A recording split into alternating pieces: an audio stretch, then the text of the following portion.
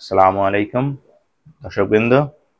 আজকে একটা বাংলাদেশের নির্বাচন নিয়ে একটা আপনাদের সাথে একটা পরামর্শ ভিত্তিক একটা আলোচনা করার চেষ্টা করব। যেটা হলো, বাংলাদেশে আপনারা দেখছেন বা আমরাও দেখতেছি, স্বাধীনতার পর থেকে সারা বাংলাদেশে একদিনে নির্বাচন যে একটা ব্যবস্থা, আর এই ব্যবস্থাটা মানে আমরা ফলো করেছি বাংলাদেশের যে পরিসংখ্যান, সব সময় এটা করাপ্টেড এবং একটা একমুখী বা কোনো একটা দেশকে সন্তুষ্টি করার জন্য এই জিনিসটা একটা পক্ষপাতিত্ব একটা নির্বাচন মানে হয়ে যাচ্ছে। আপনারা স্বাধীনতার পর থেকেই দেখেন, মানে নির্বাচন একটা কারচুপি আছেই। মানে কোনো একটা দেশের বা কোনো একটা সংস্থা মানে তারা যেই পক্ষকে মানে খুশি করতে চায়, ওই পক্ষকেই কিন্তু তারা মনে করেন নির্বাচনে মানে সন্তুষ্টি করে। তারা যদি কোনো মানে আসনে যদি ফেলও করে, তাদেরকে ফাঁস করানো হয়। এবং আর অন্যান্য বিরোধী দল যারা, তারা যদি ফাঁস হয়ে করে, দুই জায়গায় তাকে ফেল দেখানো হয়। এর কারণ হলো মানে বিদেশি শক্তিকে এটা খুশি করার, এবং বাংলাদেশে যে একটা করাপ্টেড যে একটা নির্বাচন ব্যবস্থা, এটা মানে মানে ফুটিয়ে তোলা, বা আমরা এটা সবসময় দেখতে পাচ্ছি। এই দেখেন, এই ব্যালট বাক্স চুরি, ব্যালট বাক্স আগের রাতে বইরা রাখে, বা আপনার এই কেন্দ্র দখল, এই সমস্ত কারণের এক মূল একটা কারণ হলো কি, একদিনে সারা বাংলাদেশের যে 300 আসনে একদিনে নির্বাচন হয়। কিন্তু এই জিনিসটা আমার মাথায় কোনোদিনও ধরে না। ঠিক আছে, আমরা একদিনে নির্বাচন কি জন্য করবো? প্রয়োজনে আমাদের যে বিভাগ, আমাদের যে কয়টা বিভাগ আছে, প্রতিটা বিভাগে আমরা একদিন একদিন করে নির্বাচন দিব।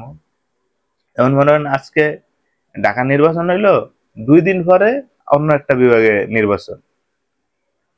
ঠিক যদি আমরা 2 দিন যদি মানে ফাঁকা রাখি এটা প্রতি বিভাগে নির্বাচনের জন্য, তো দেখেন আমরা কিন্তু 15 দিনের ভিতরে আমাদের সারা বাংলাদেশে একটা নির্বাচনের যে একটা আবহাওয়া, যে আমেজ, এই জিনিসটা কিন্তু আমরা এক তো টিকিয়েও রাখতে পারি, এবং আমেজটা আমরা 15 দিন ব্যাপী করতে পারি। এবং কতটা সুস্থ হইব, জাস্ট একটা এক্সাম্পল দেই। মানে দেখেন, বাংলাদেশে যেমন এইবারই দেখছি 80,000 মানে সেনাবাহিনী এটা মোতায়েন করবো। প্রথমে তো 60,000 বলছিল, এখন আরো 20,000 বাড়াই যেত। এই জন্য থ্যাংক ইউ। এবং প্লাস নৌবাহিনী থাকবো, তো বিমান বাহিনীর হয়তো কিছু যুক্ত হতে পারে। এবং আপনার বিজিবি, র্যাব, পুলিশ সহ আরো অন্যান্য যে সমস্ত আছে, এবং আনসার বাহিনী সহ সবাই এটার ভিতরে যুক্ত হইবে। আপনারা একটা জিনিস দেখেন, যদি একটা বিভাগে যদি নির্বাচন হয়, তাহলে বাংলাদেশে কিন্তু সমস্ত ফোর্স গুলা, ঠিক আছে, কিছু মনে হ্যাঁ মানে দায়িত্বশীল লোক মানে সারা বাংলাদেশে যে মানে নিরাপত্তার জন্য রাইখা, এই সমস্ত ফোর্স গুলা কিন্তু দেখেন একটা কেন্দ্রের ভিতরে যদি তারা যদি ডিউটি দেয়, বা এই একটা বিভাগে, নির্বাচনটা কতটুকু সুস্থ হইবে আপনারা চিন্তা করেন। এই জায়গায় কারচুপিরও কোনো হ্যাঁ গোজামিল থাকবো না। কেন্দ্র দখল তো মানে এটা তো স্বপ্নে দুঃস্বপ্ন হয়ে যাইব।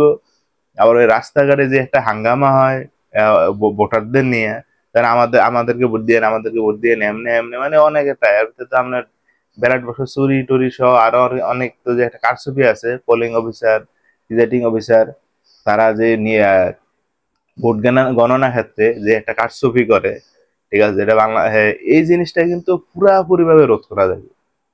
আবার এই 2 দিন পরে আবার অন্য বিভাগে যে সময় নির্বাচন হইব, এই ফোর্স গুলাই আবার অন্য বিভাগে যায়, মনে হয় না তারা আবার কার্যফলনে প্রণালী আবার তৈরি করবে।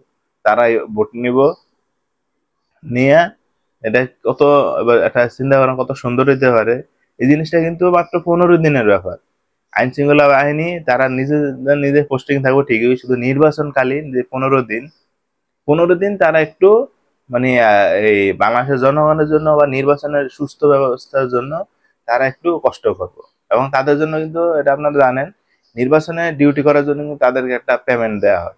এই পেমেন্টের উছিলা এবং দেশের ভারসাম্য হবে, দেশের শান্তি রক্ষার্থে, এবং দেশের নির্বাচনে যে একটা অন্যতম মহান একটা দায়িত্ব, কারণ এরা বাংলাদেশের একটা গণতান্ত্রিক দেশ এই হিসাবে বললাম, হিসাবে তাদেরকে অন্যান্য জায়গায় জাস্ট 15 দিনের জন্য একটু তারা কষ্ট করলো, এটা দেশের স্বার্থেই। তো এই জিনিসটা কিন্তু যদি হয়, দেখেন কতটা সুস্থভাবে কেউ কোনো এমপি বা কোনো প্রার্থী কমপ্লেন নিতে পারলো না, দেন ভোট কারচুপি হয়েছে বা আইন শৃঙ্খলা বাহিনী পক্ষপাতিত্ব করছে বা এরকম কোনো ইয়ে নাই। কারণ আপনি কতজনের আপনি করাপ্টেড বানাইতে পারবেন? সব বাহিনী কিন্তু আপনি বানাইতে পারবেন না, আর আমরা কেন্দ্র দখল করতে পারবো না। তা আপনি কেমনি আপনি নির্বাচন বানচাল করবেন, আর কেমনি আপনি প্রার্থীতে মানে স্থগিত করবেন বা নির্বাচন অনেক আছে না, বাংলাদেশের নির্বাচনের দিন তারা নির্বাচন বর্জনের ঘোষণা করে, এই সুযোগটাও কিন্তু থাকবে না যদি বাংলাদেশের প্রতি বিভাগে বিভাগে যদি 2 দিন পর পর 2 দিন পর পর যদি নির্বাচন দেয়, এবং সমস্ত আইন শৃঙ্খলা বাহিনী এবং নির্বাচন কমিশনের সমস্ত লোক সংখ্যা যদি এক এক বিভাগে যদি দায়িত্ব পালন করে, জাস্ট 15 দিনের ভিতরে দেখবেন সুস্থভাবে বাংলাদেশের একটা নির্বাচনের আমেজ তৈরি হইবে। কিন্তু আমি অনেকের সাথে আলোচনা করে দেখলাম, তারাও কিন্তু এই ব্যবস্থাই চায়। কিন্তু বর্তমান বাংলাদেশের যে ঐক্যমত্য কমিশন নামে যে নির্বাচন কমিশনের যে একটা দিছে, মানে এই আরে নির্বাচন কমিশনের পক্ষ থেকে বা নির্বাচন যে সংস্কার, এই সংস্কারের ভিতরে কি এইগুলা মানে উল্লেখ করছেনি এটা আমার জানা নাই। কিন্তু ঐক্যমত্য কমিশনের এত এত বড় বড় তারা রিফর্মের চিন্তা করে, এই রিফর্মটা তারা কি জন্য যেন মানে সামনে তুলে আনে না এবং কি জন্য করে নাই, এটা আমার বোধগম্য হয় নাই। তো দর্শক, আপনারা এই নির্বাচনের আমি যে ব্যবস্থাটা বললাম, হয়তো আপনাদের অনেকের সাথে মিল গেছে। তো এটা আপনারা কমেন্টের মাধ্যমে জানাবেন আপনাদের চিন্তা ধারণা। আমার এই চ্যানেলের সাথে পাশে থাকবেন, সাবস্ক্রাইব করেন, লাইক করবেন, শেয়ার করবেন। আল্লাহ হাফেজ।